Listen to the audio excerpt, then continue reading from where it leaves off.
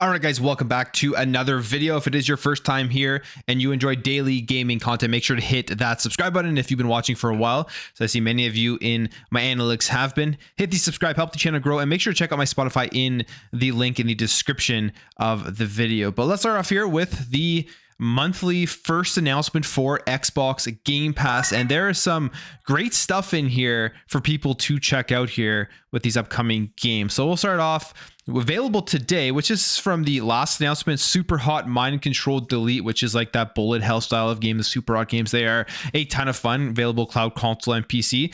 This one's pretty exciting for coming soon, which is actually, as you're watching this video, will be available, and that is Lego 2K Drive to cloud and console. If you're a Lego fan, you're a racing fan, this will be one for you to check out, as it is in an open world and there's an adventure aspects to it. And from everything I've seen from Lego 2K Drive, it's actually a fun racing game. I will be downloading this and we'll be playing this at some point. Definitely one I was interested in playing when it first came out, but with my backlog, I'm in that mode right now where I'm going to stick for the foreseeable future, after I finish my current game I'm playing, which is Unicorn Overlord, to my backlog and to Game Pass, because I have way too many games that I want to check out. And if I don't start knocking those off the list, I will never get to them. Up next is Little Gator Game, April 4th, which is tomorrow, for cloud, console, and PC. Not too sure what this is about, but I guess you are a gator and you're going on an adventure and you're gonna go through an open world. So if you like gators and adventures, you can check that one out. EA Sports PGA Tour is going to be available April 4th for cloud, PC, and Xbox Series X and S. Golf game.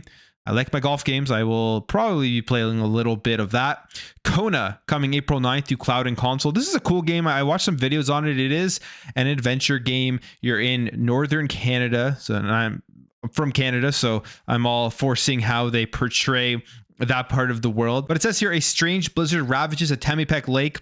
Step into the shoes of a detective to explore the eerie village, investigate surreal events, and battle the elements to survive in this chilly interactive tale you won't soon forget. It's first person. It definitely has all those detective vibes. Looks kind of scary and eerie as you're going through it. But yeah, that one looks pretty cool, coming April 9th. Then we have Botany Manor coming April 9th. This is a day one Xbox Game Pass game, cloud, PC, and Xbox Series X and S. And it says explore the historic manor, home of retired botanist Arabella Green, who has amassed a collection of rare, long-forgotten flora that require special conditions to help them bloom. Unlock new seeds, look for clues in the items scattered around the residence, and solve each gardening puzzle to revive these plants. So a puzzle gardening game, and it's spring. People like their gardening. They're getting ready to start seeing their flowers blossom, their fruits, their vegetables, at least if you live in a part of the world that has winter that has now ended. So people will be probably interested in playing that one. Shadow of the Tomb Raider Definitive Edition coming April 11th, cloud, console, and PC. Phenomenal game. If you haven't played Shadow of the Tomb Raider yet, go check it out. I loved that trilogy of those three Tomb Raider games that they made, and I would definitely recommend going to check out Shadow of the Tomb Raider. Harold Halibut coming day one to Game Pass. This one looks very, very cool. It's coming to cloud, PC, and Xbox Series X and S on April 16th. And this is why I love indie games, because you get these very unique experiences. This is a handmade narrative game. It says about friendship and a life on a city-sized spaceship submerged in an alien ocean. Go watch the trailer for Harold Halibut. The story actually looks very intriguing, but what has captured me here is that handmade graphic style that they do have here. It's just super cool to see that in a video game. So Harold Halibut, I will be checking that one out, and that is another day one game. So there is the list of games coming to Xbox Game Pass in the first half of April. I think it's a pretty good list. Definitely a couple games here I want to check out. And yeah, lots to keep people occupied. All right, let's jump over here. Let's talk about the tools. We always like talking about the tools within these consoles, as there are many tools. They have not all been yet realized and utilized within games. And that's one of the things that people have asking the question of, do we really need a pro version of the PlayStation 5? Do we need a pro version of the Xbox when we haven't seen everything pulled out of the Series X and the PS5? And we can definitely see improvements in performance when things like FSR are used. And now there is a new feature here that is being added to the consoles and the console version of Immortals of Avium, and that is FSR3 console frame generation. And it's also, the game is also getting HDR. So this is pretty cool. And to me, this gives some hope that we will see more developers actually inputting this tool into their games to help games run more smoothly at that 60 frames per second at higher resolutions. But here is what they say. Ascendant Studios' Immortals of Avium is currently enjoying a new lease on life as a free game on PlayStation Plus, and two major upgrades are coming soon. The first is patch 1.0.6.3. I don't know why those patch names are always so long and weird, but it adds support for high dynamic range and should be rolling out to all console versions of the game today. So that's cool. HDR is being added. But the exciting one here is 1.0.6.4, which brings AMD's FSR3 frame generation to consoles for the first time, increasing frame rate via inserted interpolated frames. It says when the console version receives their FSR3 upgrades, the PC version will also be updated to support the latest rendition of AMD's frame generation technology. So basically, this is just going to help this game run at a higher frame rate with a higher resolution and just get better performance out of the game. One thing with Immortals of Avium is there were times where that resolution would be very low and it would definitely affect the way that the game did look. The game has a lot of beautiful colors and effects in it, but the resolutions were quite low, especially if you're playing on a big screen TV. So hopefully this is going to really help that. But here is what their PR release on this says. Patch 1.0.6.4 will also extend FSR3 support for variable refresh rate monitors on TVs, both PC and consoles, which will improve frame pacing and reduce occurrences of judder or screen tears. It says the existing implementation of FSR3 on PC doesn't support VRR and has profound frame pacing issues under load, issues AMD has addressed in more recent FSR3 updates. So obviously FSR3 is doing some good things here. And again, like I said, I hope that developers look at this and they see a game that utilizes the technology, see how it helps out that game, and then takes that and says, hey, we need to use this on our games so that we could give the gamer a better experience and better performance. And that will help them in selling games, as well as there will be a positive talk about how the game is running on these consoles. Now, when it comes to FSR3, it's a catch-all term for AMD's latest upscaling tech. Developers do not need to implement frame generation. That is the thing, right? They don't need to implement some of this stuff. And it's kind of where we've seen them all land when these games have been coming out. Ascendant Studios and Enduring Games will be building on the existing experience, targeting 60 frames per second, but increasing frame rate for 120 hertz display support. So if there are frame fluctuations below 120 FPS, this FSR3 support in just a few short weeks, they say, should kind of help that out and make the game smoother, more consistent experience across these different devices, across these different platforms. So I really do hope FSR3 is implemented more into video games. I really hope that frame generation is added as well. If developers do use them, it will be very helpful for the Series X, Series S, and for the PS5 going forward. And again, it's that question, do you need a pro console, or is it all going to be the software side of things that come in here and make games run better overall?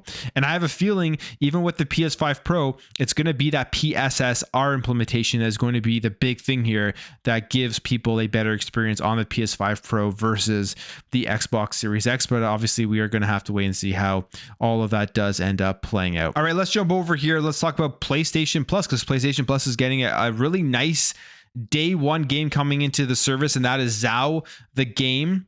And that is this game here. If you're watching the video, a side-scrolling 3D action platformer, very reminiscent here to Prince of Persia: The Lost Crown in the way that it looks, and seemingly in the way that it plays as well. This is one I've had on my radar because I love these styles of games, but this is coming day one to the service, which is great. You have Abu Bakr Salim, who is the creative director of Zao for the game, tweeting this out. I am so excited and proud to be bringing Zao the game to the PlayStation Plus catalog on launch. It's momentous, and it's something that as a first-time studio and as a lover of games, I can't wait to get more people's hands on. Thank you to the PlayStation community for the opportunity. So this will be coming, and it's a great get. Like I said, one of the things, it is an EA published game. So at some point in the future, this will more than likely end up in Xbox Game Pass, as well, as they do have that EA Play integration with Xbox Game Pass. Ultimately, we've seen other games jump into the service, smaller games that were part of EA's publishing team. So well, eventually we'll be playing this. It looks great. And maybe if something you want to play day one, you just go sign up for PlayStation Plus, check it out, and then continue from there. Now, besides the Xbox Game Pass announcements, there are 4 more games that are coming out via the ID at Xbox program. One of them we did see within the Game Pass, but there is one specific game here that looks really cool. So Bodoni Manor, we already talked about. We have Still Wakes the Deep, another ID at Xbox game that was shown off at the Xbox Showcase, which is that horror game, that thriller horror game. The game is set in 1975 and takes place on an oil rig off the coast of Scotland, which has started to collapse, and players have to search for their crew to try and help them survive while trying to navigate the flooding corridors and facing a terrifying, unrelenting foe. This one looked really cool at the Xbox Showcase. I am pretty excited to see this game and check it out when it does drop.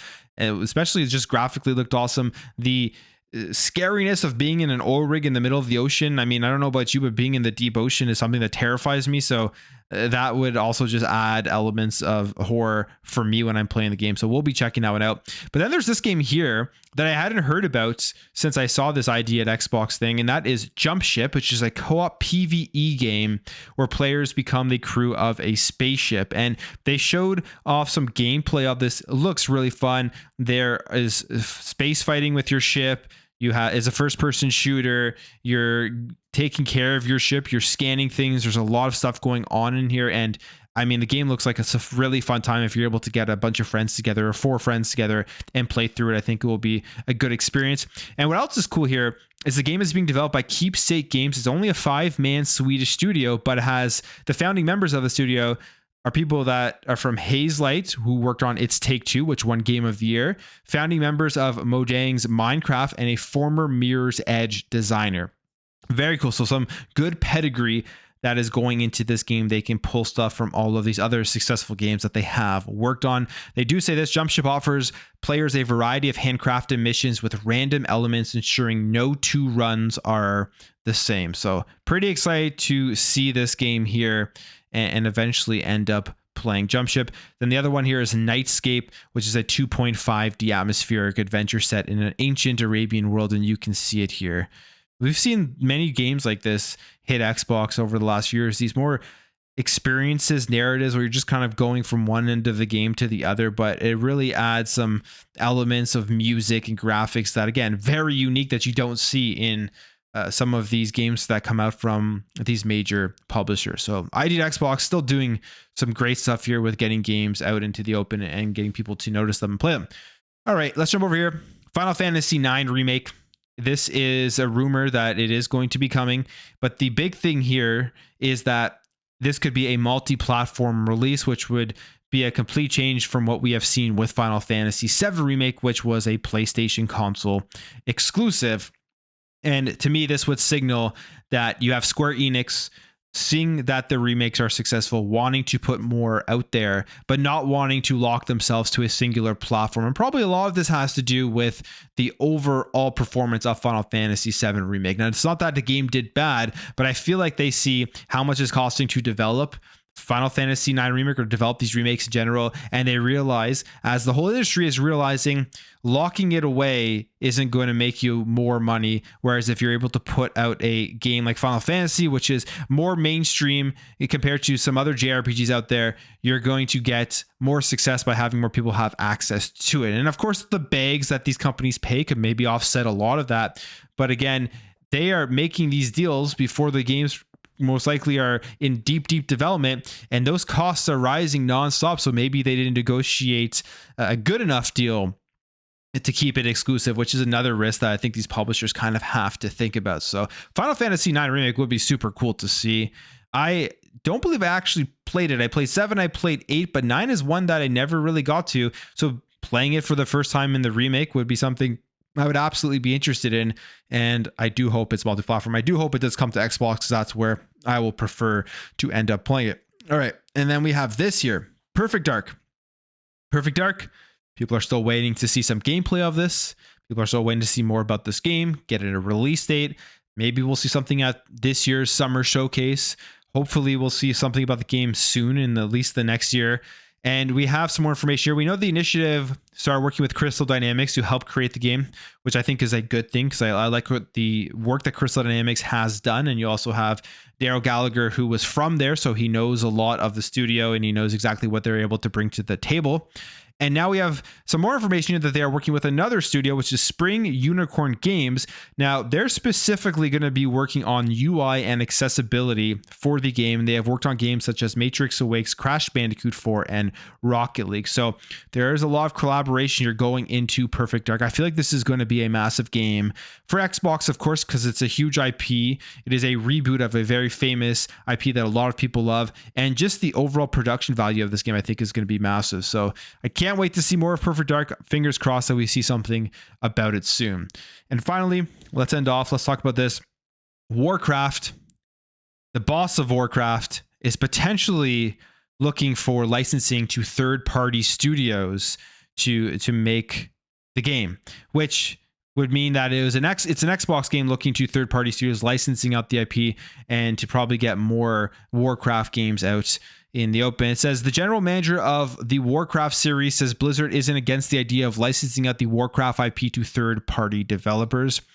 Specifically, in an interview with IGN, John Haidt was asked if Blizzard would ever do what Riot did with League of Legends and hand the Warcraft IP to other studios for spin-off games.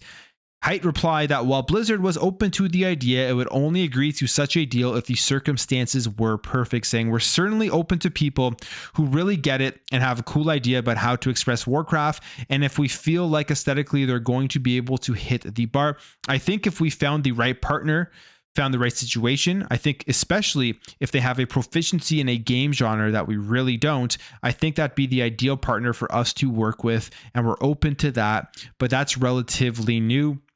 Then he also explains, while he'd like to see the Warcraft IP spreading out to a wider range of players, he's worried of the existing player base losing out as a result. Saying, "I'm open to it because I want to have Warcraft out there a little more than it is now. And I also don't want to have us grow so fast that we're no longer able to service the audience we have," which is, I think, a nice thing to hear, because generally you think you have a strong IP or IP that you know will be making you lots of money, and then you have these major companies, these major publishers coming in and trying to get the developers to make anything that will make the money, even if it goes against the origins and the core of what that game is truly about. And it really does alienate the core fan base of those products in trying to make money in different ways. And that can be good in some ways. I mean, from the business side, it's obviously good. It can be good that potentially all that money they're making from all of these different styles of games with that IP will end up funneling back into a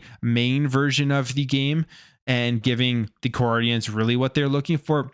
But on the other end, it really does end up not giving the core fans of the game truly what they want. So I'm actually kind of good and happy to hear him saying that. He also says, "But I think there's some benefit in leveraging other companies that share our love for it, have a really cool idea, share our belief in quality, and have the ability to execute on it. But now that's probably a pretty small list, right?"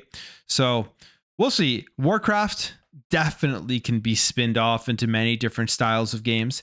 And reaching out to third-party studios to make these spin-offs is probably something I would see that Blizzard end up actually doing, and obviously Xbox being okay with that, and then maybe them focusing themselves with their main studio on an actual mainline entry into the Warcraft series or something that really brings it back to its roots. But I will end the video there, guys. If you did enjoy this video, hit that thumbs up. If you're new here, hit that subscribe, and I will catch you guys in the next video.